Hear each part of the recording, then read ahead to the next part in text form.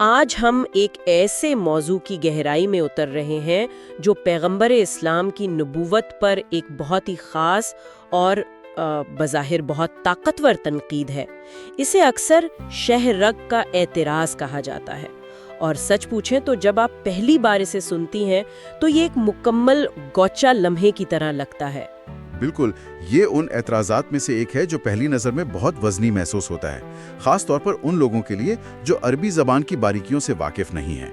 یہ ایک صاف ستھری ڈرامائی کہانی کی طرح لگتا ہے جس کا ایک چونکا دینے والا نتیجہ ہے۔ یہی بات ہے، اس کی بنیاد بہت سادہ ہے۔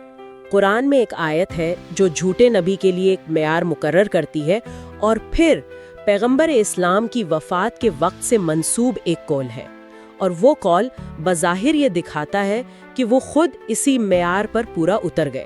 جی، ہمارے پاس اس موضوع پر سنی اور شیعہ، کلاسیکی اور جدید علماء کے علمی جوابات کا ایک پورا ذخیرہ ہے۔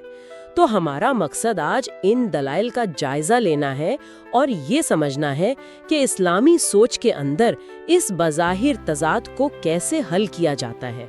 کیا یہ واقعی ایک دھواں دھار بندوق ہے جیسا کہ ناقدین کہتے ہیں، یا پھر یہ معاملہ کچھ اور ہے؟ یہی وہ سوال ہے جس کی تہ تک ہم پہنچیں گے۔ کیا یہ نبوت کے دعوے کو کمزور کرتا ہے، یا پھر یہ زبان، سیاق و سباق اور مذہبی تصورات کی ایک گہری غلط فہمی کا نتیجہ ہے؟ ٹھیک ہے، تو آئیے اس معمے کو کھولتے ہیں۔ اس ساری بحث کی بنیاد دو تحریروں پر ہے۔ پہلی تحریر قرآن کی سورت الحاقہ آیات 44 سے 46 ہے۔ ان میں اللہ کہتا ہے کہ اگر یہ پیغمبر یعنی محمد صلی اللہ علیہ وآلہ وسلم کوئی بات اپنی طرف سے گھڑ کر ہماری طرف منسوب کرتے تو ہم ان کا دایاں ہاتھ پکڑ لیتے اور پھر ان کی شہ رگ یعنی الوتین کاٹ دیتے۔ یہ ایک بہت ہی سخت اور واضح انتباہ ہے۔ ایک طرح سے اللہ وحی کی پاکیزگی کی ضمانت دے رہا ہے۔ وہ کہہ رہا ہے کہ یہ میرا کلام ہے اور میں کسی کو بھی اس میں ملاوٹ نہیں کرنے دوں گا۔ بالکل، یہ ایک طرح کا الہی سیکیورٹی سسٹم ہے۔ اب دوسری تحریر کو دیکھیے۔ یہ صحیح بخاری کی ایک حدیث ہے۔ اس میں پیغمبر اسلام اپنی آخری بیماری کے دوران فرماتے ہیں، میں ہمیشہ اس کھانے کے زہر کا درد محسوس کرتا رہا ہوں جو میں نے خیبر میں کھایا تھا، اور اب مجھے ایسا محسوس ہو رہا ہے جیسے اس زہر نے میری شہرگ الابہر کاٹ دی ہو۔ اور یہیں پر ناقدین کو اپنا دھواں دھار بندوق مل جاتا ہے۔ ہاں، یہ واقعی دلچسپ ہے۔ یہ ایک بہترین تنزیہ اور خود کو رد کرنے والی پیشین گوئی معلوم ہوتی ہے۔ ایسا لگتا ہے جیسے انہوں نے خود اپنے لیے ایک معیار مقرر کیا اور پھر خود ہی اس پر پورا اتر گئے۔ یہ ستم ظریفی اتنی واضح ہے کہ آپ سمجھ سکتی ہیں کہ یہ اعتراض اتنا مقبول کیوں ہے۔ یہیں سے یہ معاملہ واقعی دلچسپ ہو جاتا ہے، کیونکہ جب ہم اس کی سطح کے نیچے جھانکتے ہیں تو سب سے پہلی چیز جس سے ہمارا سامنا ہوتا ہے وہ زبان کی ایک بڑی دیوار ہے۔ پہلا اور سب سے اہم نقطہ جسے اکثر نظر انداز کر دیا جاتا ہے وہ خود خالصتاً لسانی ہے۔ قرآن اور حدیث میں استعمال ہونے والے عربی الفاظ ایک نہیں ہیں۔ ایک منٹ، تو کیا آپ یہ کہہ رہے ہیں کہ یہ پورا اعتراض صرف ایک ترجمے کی غلطی پر مبنی ہے؟ یہ تو بہت بڑی بات ہے۔ کیا واقعی عربی میں یہ دونوں الفاظ اتنے مختلف ہیں کہ کوئی بھی مقامی بولنے والا ان میں الجھن کا شکار نہ ہو؟ بالکل، یہ صرف ایک معمولی فرق نہیں ہے، یہ ایک بہت بڑا فرق ہے۔ قرآن میں جو لفظ استعمال ہوا ہے وہ ہے الوتین۔ یہ ایک بہت ہی مخصوص طبی اصطلاح ہے۔ یہ دل سے نکلنے والی مرکزی شاہرگ یعنی ایوٹا کی طرف اشارہ کرتا ہے۔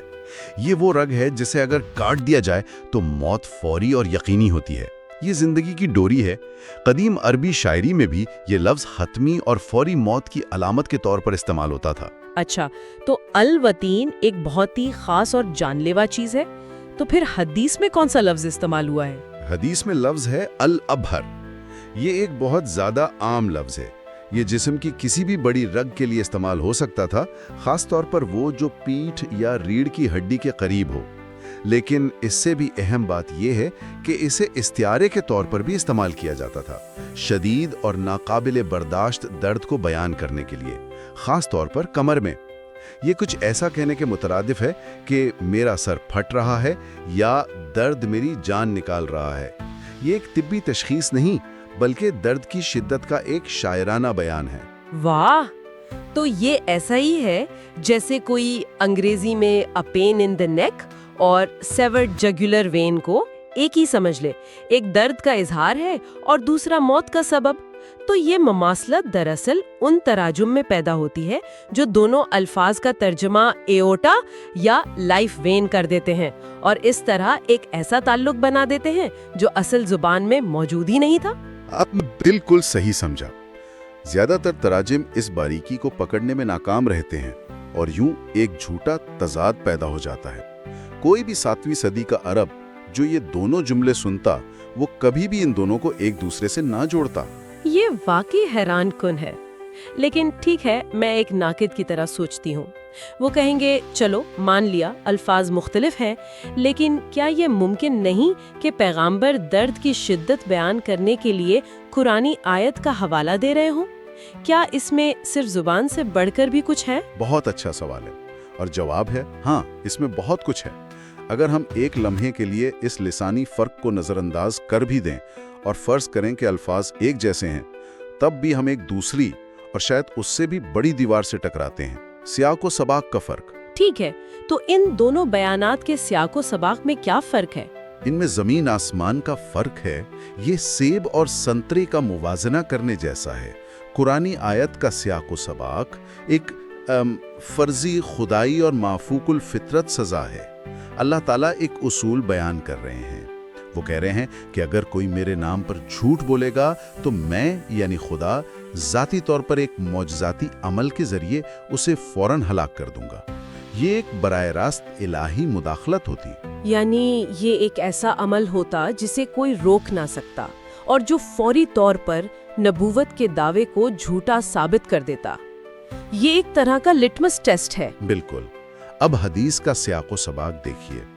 یہ ایک انسانی دشمن کے زہر دینے کے طویل مدتی جسمانی اثرات کا بیان ہے۔ یہاں وجہ قدرتی ہے، یعنی زہر، نہ کہ معفوق الفطرت یعنی خدائی غضب۔ یہ پیغمبر کی طرف سے اپنے درد اور تکلیف کی ایک ذاتی وضاحت ہے۔ یہیں پر کلاسیکی علماء جیسے ابن کثیر اور الطبری کہتے ہیں کہ آپ دو بالکل مختلف چیزوں کا موازنہ کر رہے ہیں۔ ان کے مطابق یہ ایک درجہ بندی کی غلطی ہے۔ آپ ایک دینیاتی فیصلے کو طبی علامت سمجھ رہے ہیں۔ یہ ایک بہت اہم نکتہ ہے۔ ایک طرف ایک فرضی خدائی سزا ہے اور دوسری طرف ایک حقیقی انسانی عمل کا نتیجہ۔ ان دونوں کو ملانا ایسا ہی ہے جیسے بجلی گرنے کو کسی کے گناہ کی فوری سزا سمجھ لیا جائے جبکہ اس کی ایک سائنسی وجہ موجود ہو۔ تو اگر قرآنی دھمکی ایک فوری سزا کے بارے میں ہے تو پھر اس واقعے کی ٹائم لائن بہت اہم ہو جاتی ہے نا؟ آپ بالکل صحیح جگہ پہنچے ہیں۔ ٹائم لائن شاید اس معاملے میں سب سے فیصلہ کن دلیل ہے۔ خیبر میں زہر دینے کا واقعہ پیغمبر کی وفات سے تقریباً 3 سے 4 سال پہلے پیش آیا۔ 3 سے 4 سال؟ یہ تو ایک بہت لمبا عرصہ ہے۔ بہت لمبا۔ قرآنی دھمکی کا پورا مقصد یہ ہے کہ ایک جھوٹے نبی کے مشن کو شروع میں ہی ختم کر دیا جائے۔ اللہ اسے برسوں تک لوگوں کو گمراہ کرنے کی مہلت نہیں دے گا۔ اگر یہ خدائی سزا ہوتی تو یہ اسی وقت واقع ہوتی جب جھوٹ بولا جاتا، نہ کہ برسوں بعد ایک سست رفتار زہر کے اثر سے۔ تو ان 3 سے 4 سالوں میں کیا ہوا؟ یہ ان کے مشن کے آخری سال تھے؟ یہ ان کے مشن کے سب سے کامیاب سال تھے۔ ان سالوں کے دوران پیغمبر نے اپنا مشن مکمل کیا۔ انہوں نے مکہ فتح کیا، جو ان کی زندگی کا ایک اہم ترین مومنٹ تھا۔ انہوں نے اپنا آخری تاریخی خطبہ دیا جس میں انہوں نے اپنے پیغام کا خلاصہ پیش کیا، اور سب سے اہم بات یہ کہ قرآن کی وہ آیت نازل ہوئی جو اسلامی تاریخ میں ایک سنگ میل کی حیثیت رکھتی ہے۔ آج میں نے تمہارے لیے تمہارا دین مکمل کر دیا اور تم پر اپنی نعمت تمام کر دی اور تمہارے لیے اسلام کو بطور دین پسند کر لیا۔ یہ تو اعتراض کو بالکل الٹ دیتا ہے۔ یعنی جو چیز ناکامی کی دلیل کے طور پر پیش کی جاتی ہے وہ اسلامی نقطہ نظر سے کامیابی کی سب سے بڑی دلیل بن جاتی ہے۔ یہ طویل بقا اس خدائی آزمائش میں ناکامی نہیں بلکہ اس میں کامیابی کا ثبوت سمجھا جاتا ہے۔ ایک جھوٹا نبی کبھی اپنا مشن مکمل نہیں کر پاتا، خاص طور پر دین کی تکمیل کا اعلان کرنے کے بعد۔ بالکل۔ یہ دلیل کو اس کے سر کے بل کھڑا کر دیتا ہے۔ اس زاویے سے یہ طویل تکلیف دہ موت ایک سزا نہیں بلکہ اس بات کا ثبوت ہے کہ خدا نے انہیں اپنا کام مکمل کرنے کی مہلت دی۔ میں سمجھ گئی، لیکن یہاں ایک اور گہرا سوال پیدا ہوتا ہے۔ یہ اب بھی ایک بہت تکلیف دہ موت تھی۔ ایک مہربان خدا اپنے سب سے پیارے نبی کو ایسی تکلیف میں کیوں مبتلا ہونے دے گا؟ اگر یہ سزا نہیں تھی تو پھر یہ کیا تھی؟ یہ بات بہت سے لوگوں کو پریشان کرتی ہے۔ یہ ایک بہت ہی فطری اور اہم سوال ہے، اور اس کا جواب اسلام میں نبوت کے وسیع تر تصور کو سمجھنے سے ملتا ہے۔ اس کے کئی پہلو ہیں۔ سب سے پہلے ہمیں عصمت انبیاء کے تصور کو سمجھنا ہوگا۔ اسلامی عقیدے کے مطابق انبیاء کو جو تحفظ حاصل ہوتا ہے وہ وحی پہنچانے کے معاملے میں ہوتا ہے۔ اللہ اس بات کی ضمانت دیتا ہے کہ اس کا پیغام بغیر کسی غلطی کے لوگوں تک پہنچے گا، لیکن وہ اس بات کی ضمانت نہیں دیتا کہ نبی کو کوئی جسمانی تکلیف، بیماری یا چوٹ نہیں پہنچے گی۔ تو ان کا جسم انسانی حدود کے تابع ہوتا ہے، بالکل ہماری اور آپ کی طرح۔ وہ بیمار ہو سکتے ہیں، انہیں چوٹ لگ سکتی ہے اور وہ مر سکتے ہیں۔ جی ہاں، بالکل۔ اور یہ ہمیں دوسرے نقطے پر لاتا ہے، انبیاء کی تکالیف کا نمونہ۔ اسلامی اور دیگر ابراہیمی روایات اس بات سے بھری پڑی ہیں کہ انبیاء کو شدید تکالیف کا سامنا کرنا پڑا۔ حضرت ایوب کی بیماری، حضرت زکریا اور حضرت یحییٰ کا قتل، حضرت عیسیٰ کے خلاف سازشیں۔ قرآن میں کئی جگہ ذکر ہے کہ انبیاء کو جھٹلایا گیا، ستایا گیا اور قتل کیا گیا۔ تو تکلیف یا پرشدت موت نبوت کے منافی نہیں، بلکہ اکثر اس کا حصہ رہی ہے۔ یہ ان کے عزم کا امتحان ہوتا ہے۔ اور اس کا ایک تیسرا پہلو بھی ہے جو شہادت کے درجے سے متعلق ہے۔ بالکل، اسلامی نقطہ نظر سے زہر کے اثرات سے وفات کو سزا نہیں، بلکہ شہادت کا ایک اعلیٰ درجہ سمجھا جاتا ہے۔ یہ پیغمبر کے مرتبے کو کم نہیں کرتا، بلکہ مزید بلند کرتا ہے۔ اس سے ان کی انسانیت بھی ظاہر ہوتی ہے۔ یہ اس بات پر زور دیتا ہے کہ وہ فوق البشر یا خدا نہیں تھے، بلکہ ایک انسان تھے جو درد محسوس کرتے تھے اور موت کا تجربہ کرتے تھے۔ یہ چیز انہیں اپنے پیروکاروں کے لیے اور بھی زیادہ قابل تقلید اور قابل محبت بناتی ہے، کیونکہ وہ ان کی انسانی تکالیف میں شریک ہوئے۔ تو اگر ہم اس سب کو اکٹھا کریں تو اسلامی علماء اس شرک کے اعتراض کو کئی سطحوں پر مسترد کرتے ہیں۔ پہلا ایک بنیادی لسانی فرق ہے۔ قرآن کا الوتین اور حدیث کا الابہر دو مختلف الفاظ ہیں جن کے معنی بھی مختلف ہیں۔ دوسرا، سیاق و سباق کا فرق۔